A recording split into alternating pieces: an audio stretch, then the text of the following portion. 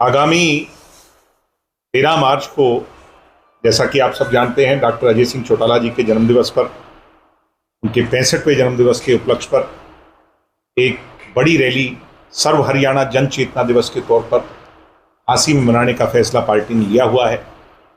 और पूरे प्रदेश भर में हर गांव, गली, शहर में एक जन जागरण अभियान के तौर पर और रैली के निमंत्रण के तौर पर पार्टी के कार्यकर्ता निकले हुए हैं।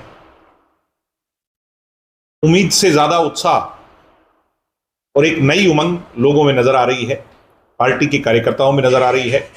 और 13 तारीख के लिए पूरी पार्टी ने कमर कस ली है। हर तरीके से पार्टी तैयार है। आने वाली 13 तारीख को ये रैली नहीं, ये ऐतिहासिक सभा होगी। एक ऐसा प्रारूप होगा जहां से हरियाणा प्रदेश में एक नई ललकार, एक नए जोश के साथ पूरे प्रदेश में जाएगी। और डॉक्टर साहब और पूरी पार्टी जो है उसके बाद नए अभियान पे जुट जाएगी। आने वाले जो 3.5 साल हैं, इसमें जितनी बीजेपी की जन विरोधी नीतियां हैं, हमारे बुजुर्गों को लेकर के है, हमारे शिक्षकों को लेकर के है, कर्मचारियों को लेकर के है, व्यापारियों को लेकर के है, कानून व्यवस्था को लेकर के है, स्टूडेंट्स को लेकर के है, किसानों को लेकर के है, आज मजदूरों को लेकर के है, उन सभी विषयों को मजबूती से 3.5 साल के अंदर उठाने का काम हम करेंगे।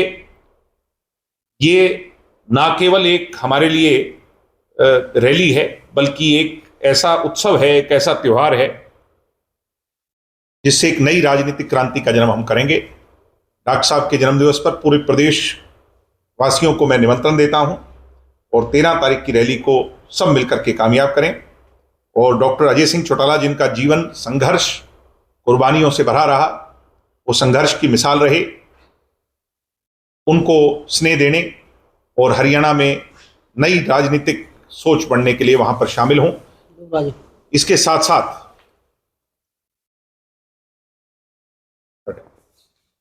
साथ हमने अनेकों राजनीतिक लोगों को, जो समान विचारधारा के लोग हैं और भारतीय जनता पार्टी की जो विभाजनकारी नीतियां हैं उनसे अनेकों प्रदेश में लड़ रहे हैं, उनको सभी को हमने निमंत्रण इस रैली में बुलाने का दिया है। इस श्रेणी में देश की तीसरी सबसे बड़ी पार्टी समाजवादी पार्टी के राष्ट्रीय अध्यक्ष एवं उत्तर प्रदेश, जो कि सबसे बड़ा प्रांत है देश का, उसके पूर्व मुख्यमंत्री आदरणीय अखिलेश यादव जी को निमंत्रण दिया।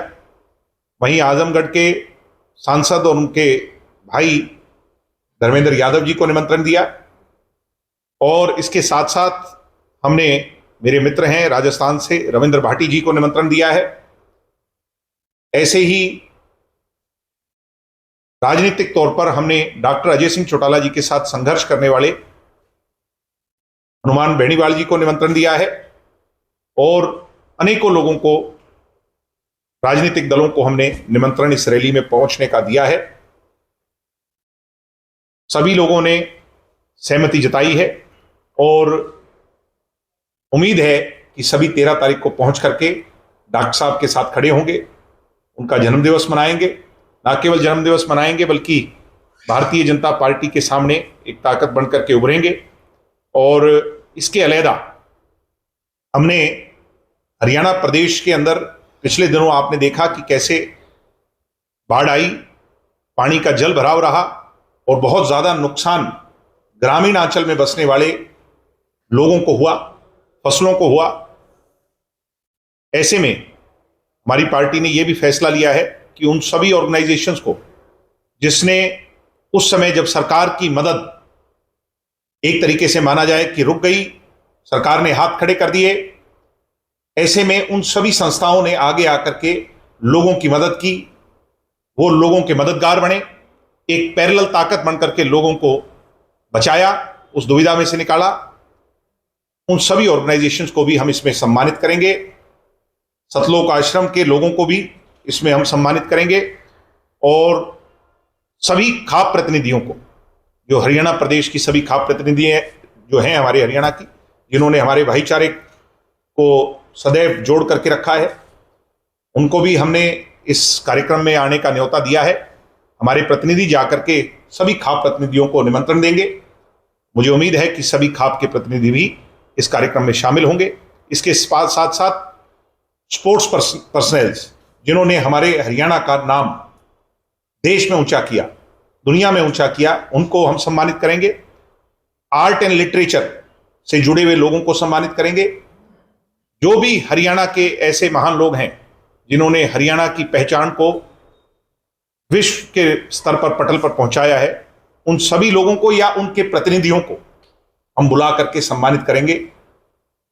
ये रैली सिर्फ एक राजनीतिक रैली नहीं है, बल्कि समाज के भाईचारा, जो आज हरियाणा प्रदेश में सबसे बड़ी चुनौती है, उसको जोड़ने, आने वाली जो युवा शक्ति है जो हरियाणा प्रदेश में सबसे बड़ी संख्या में बसते हैं, उनकी ताकत को उभारने, उन्हें तराशने और तलाशने के लिए एक प्लेटफॉर्म है।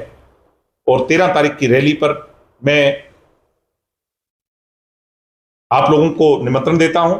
आप सब भी भिवानी के हमारे परिवारजन वहां जरूर पहुंचें। मुझे उम्मीद है कि आप पहुंच करके 4 चांद लगाएंगे और आपकी कलम और आपके कैमरे की ताकत से पूरे देश को इस सभा के बारे में बताएंगे। यही कहने के लिए आज आप लोगों के बीच में मुझे अवसर मिला और फिर से मैं आप सबका तहे दिल से शुक्रिया अदा करता हूं। 13 तारीख के रैली के लिए निमंत्रण मैं आपको पहले भी दे चुका हूं, फिर से दे रहा हूं, क्योंकि कुछ समय हो गया और बीच में त्योहार आ गया था, तो मेरी इच्छा थी कि मैं फिर से मेरे परिवार को निमंत्रण। इस रैली दल से या बादल ये पार्टी का फैसला है और पार्टी ने जिन जिन लोगों को निमंत्रण भेजा है मैंने आप लोगों के सामने रखा। सिलेंडर में बढ़ोतरी हुई है। हाँ जी, सिलेंडर के दामों में बढ़ोतरी है, उसको किस तरह से? महंगाई भी बहुत बड़ी चुनौती है और वार के बहाने से, युद्ध के बहाने से जो गरीब लोगों पर आर्थिक बोझ डालने का काम सरकार ने किया है, आम साधारण व्यक्ति पर एक बोझ डालने का काम सरकार ने किया है, इसकी हम कड़ी निंदा करते हैं और ये भी 13 तारीख को एक बड़ा मुद्दा होगा। संत रामपाल जी को आप सम्मानित करने जा रहे हैं, तो उनको सम्मानित करने के पीछे बड़ा कारण क्या है? बड़ा कारण यही है कि एक ऐसे समय पर जब हरियाणा डूब रहा था, हरियाणा के किसान परेशान थे और सरकार अपने हाथ खड़े कर चुकी थी, ऐसे मौके पर चाहे वो जेल में बैठे हों और उनके अनुयायी एक तौर पर जो है इस मामले का पूरे का हल बन करके निकले। जो सरकार नहीं कर पाई वो उन्होंने किया और हम ही नहीं बल्कि विभिन्न गांवों ने, विभिन्न खापों ने उनको बुला करके सम्मानित किया। तो हमारा भी दायित्व बनता है कि हम एक ऐसी संस्था जो सामाजिक कार्यों में सबसे बड़ी भागीदार इस दौर में रही है, जब हरियाणा डूब रहा था, तो हमारा दायित्व भी है कि हम उन्हें सम्मानित करें, हम उन्हें उनके प्रतिनिधियों को बुला करके मंच पर बुला करके सम्मानित करें। नहीं, ये स्पष्ट इशारा कर रहा है कि कहीं ना कहीं ईडी, सीबीआई और स्टेट एजेंसीज के डर से कुछ लोग पहले से ही सरेंडर कर चुके हैं और ये भी तय है कि जो तीसरा उम्मीदवार उतरा है उसको जिताने के लिए एक पूरा का पूरा गेम प्लान रचा जा चुका है, जिसके अंदर कांग्रेस पार्टी के लोग भी शामिल हैं, इंडियन नेशनल लोकदल तो शामिल है ही है। और उस दिन इंडियन नेशनल लोकदल भी एक्सपोज पूरी तरह हो जाएगी, जो आधी एक्सपोज्ड है पिछले चुनाव से। ये 2 वोट जब वो तीसरे उम्मीदवार को पड़ेंगे तो ये हरियाणा के अंदर राजनीति करने के हकदार नहीं बचेंगे, ये तो पूरी तरह एक्सपोज हो जाएंगे। और ऐसे ही देखिए, ये जो दूसरी सीट का जो चुनाव है ना साहब, ये मेरी इंडिविजुअल राय है, इसको पार्टी की राय मत बनाना। ये एक व्यापारी और एक कमेरे वर्ग का चुनाव है, इसको पार्टी से जोड़ के मत देखो। अब देखते हैं कि व्यापारी जीतेगा तो या ट्रेडिंग भी कह सकते हैं, या एक कमेरे वर्ग का आदमी जीतेगा। तो मैं तो चाहता हूं कि कमेरे वर्ग का आदमी जीत जाए, क्योंकि नंबर गेम है, नंबर उनके पास ज्यादा है। बाबा साहब की सोच पर पैरा देने वाला जीत जाए, मेरी तो सोच ये है। आपको ऐसा नहीं लगता कि होस्ट अगर व्यापारी जीत गया, करने वाले लोग हैं वो हरियाणा में हावी हो जाएंगे। मैं उनको किसी कास्ट और क्रीड से जोड़ करके नहीं देखता। जो लोग उन्हें जाति पाति से जोड़ करके देखेंगे वो अपनी चश्मा जो है ना साफ कर लें। मैं उन्हें व्यापारी के तौर पर देखता हूं, एक व्यापारी है और एक कमेरा वर्ग है। हम कमेरा वर्ग के साथ हैं। अगर हमारा, देखो फिर मैंने कहा कि पार्टी का नाम मत लगा देना, क्योंकि कल को पार्टी का स्टैंड क्या है वो पार्टी की सीनियर लीडरशिप तय करेगी। अगर मेरा वोट होता विधानसभा के अंदर तो मेरा वोट तो कमेरे वर्ग को जाता। अब वो कैंडिडेट कौन होता? नंदन साहब, आपके तो पुराने साथी रहे, ओपी चौटाला। मैंने कहा कि ये लड़ाई पैसे के बल पर खरीद फरोख्त की है वर्सेस जो लोग बाबा साहब और उस विचारधारा से जुड़े हुए लोग हैं, किसी भी राजनीतिक दल में हो, उसकी है। तो ये तय हो जाएगा कि कौन किसके साथ। हरियाणा प्रदेश के अंदर ये जो वोट डलते हैं ये उन महान आत्माओं की सोच पर डलेंगे, उनके विचारों पर डलेंगे या पैसे पर डलेंगे। हरियाणा में जब भी राज्यसभा चुनाव होता है, खेल होता है, क्या आपकी बार आपको कितना कैसा लगता है? आयाराम गयाराम के लिए हरियाणा पता नहीं, मैं तो पिछली बार भी उसमें देखता रहा, शामिल रहा, और ये तो शुरू से रहा ही है, ऐसा रहा ही है। और अनफॉर्चुनेट है, जबकि हॉर्स ट्रेडिंग नहीं होनी चाहिए राजनीति के अंदर। हॉर्स ट्रेडिंग जो है वो एथिकल नहीं है, और आने वाली जो हमारी पीढ़ी है हम उसको क्या दिखा रहे हैं, कौन से रास्ते पर डाल रहे हैं। भूपेंद्र सिंह हुड्डा ने भी कहा है कि बयान दिया है कि हमारा तो राज्यसभा का उम्मीदवार हमने निकाल दिया है। यही उन्होंने पहले कहा था, यही उन्होंने पहले कहा था जब अजय माकन को लेकर के आए थे। यही उन्होंने पहले कहा था जब इंडियन नेशनल लोकदल और कांग्रेस का समर्थित कैंडिडेट था, अपने नाम में फरीदाबाद से जो कैंडिडेट थे, उस समय भी यही कहा था। सीनियर एडवोकेट थे आनंद साहब, तो तभी ये कहा था। तो समय समय पर हुड्डा साहब ने यही कहा है और किया कुछ और है। अभी जो है, जो सीबीआई और ईडी का उन्हें ईज मिला है, यानी उनसे जो थोड़ा शिकंजा ढीला हुआ है, तो कहीं ना कहीं टाइमिंग और समय जो है, ये तमाम चीजें एक इशारा है कि गेम किस ओर जा रहा है। मगर फिर मैं कहूंगा कि हुड्डा साहब का भी, शैलजा जी का भी, सब लोगों का दायित्व है कि गरीब घर का अगर बेटा राज्यसभा में जा रहा है और एक धनाढ्य अपनी ताकत से जीतना चाहता है, तो वो चुने और अपनी नीयत को साफ कर। नीतीश कुमार को जिस प्रकार नहीं, हटाया नहीं है, शायद वो कह रहे हैं कि उन्होंने खुद छोड़ा है। अब ये कहना कि उन्हें हटाया, ये तो गलत होगा, पर उन्होंने खुद अपने पद से इस्तीफा देकर के राज्यसभा को चुना है। नीतीश कुमार देश के बहुत बड़े राजनीतिक व्यक्ति हैं, और जेपी के आंदोलन और चौधरी देवीलाल जी के आंदोलन से जुड़ करके वो उभरे हैं राजनीति के अंदर। तो उनकी मेहनत को, उनकी जो सेक्रीफाइस को, जो देश के लिए सेवा के भाव से देश को और आगे लेकर रिटायरमेंट मान रहे हैं सर? नहीं, ऐसा नहीं है। नीतीश कुमार जी को जितना हमने पढ़ा है, देखा है, नीतीश कुमार रिटायर होने वाले व्यक्ति नहीं। दिग्विजय जी, आपकी जो जनसभा है 13 तारीख को ही है, लेकिन फाइनल डे के लोग, चाहे वो करण चौटाला हो, वो प्रचार कर रहे हैं कि डेट बदल ली गई या 23 मार्च रख ली गई। ऐसा है कि मैंने भी सोशल मीडिया के माध्यम से ये देखा कि मेरे प्यारे लाडले भाई ने एक बयान दिया जिसमें लोगों को गुमराह करने का एक प्रयास हुआ। मुझे भी टेलीफोन आए, मुझे कल से बल्कि टेलीफोन बज रहे हैं, मगर सोशल मीडिया का जमाना है, और ईरान में क्या घट रहा है, फिलिस्तीन में क्या हो रहा है, इजराइल में क्या हो रहा है, हमें भी पल पल में पता चल जाता है। ये तो हरियाणा तो बहुत छोटा है, तो हरियाणा में क्या घटित हो रहा है या सच्चाई क्या है, इसको कोई ज्यादा देर नहीं छुपा सकता। मनसा क्या रही?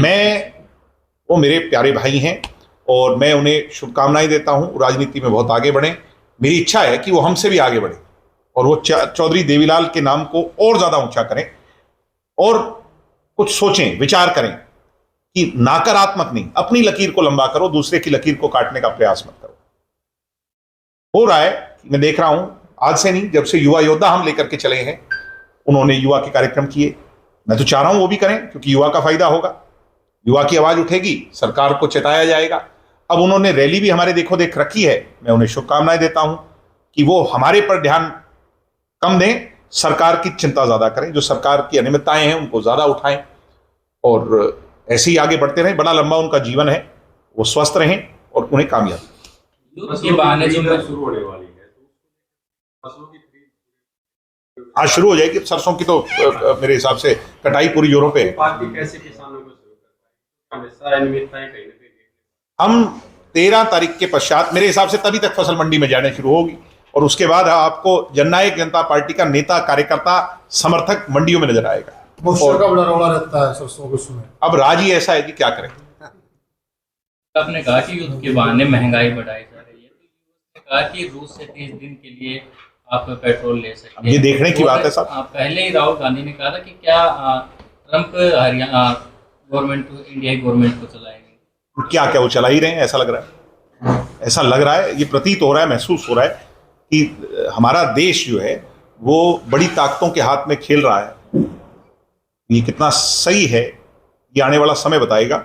मगर मैं इतना ही कमेंट करूंगा इस पर कि हमारे को जो 56 इंच का सीना चाहिए था, जो हमें जो बड़ी बड़ी बातें जो लग रहा था कि देश अपने पैरों पे खड़ा हो जाएगा, मेक इन इंडिया जैसे प्रोग्राम चलेंगे, अब हमें किसी के जाकर के हमारी बैसाखी बनना पड़ रहा है, ये मेरी समझ से परे।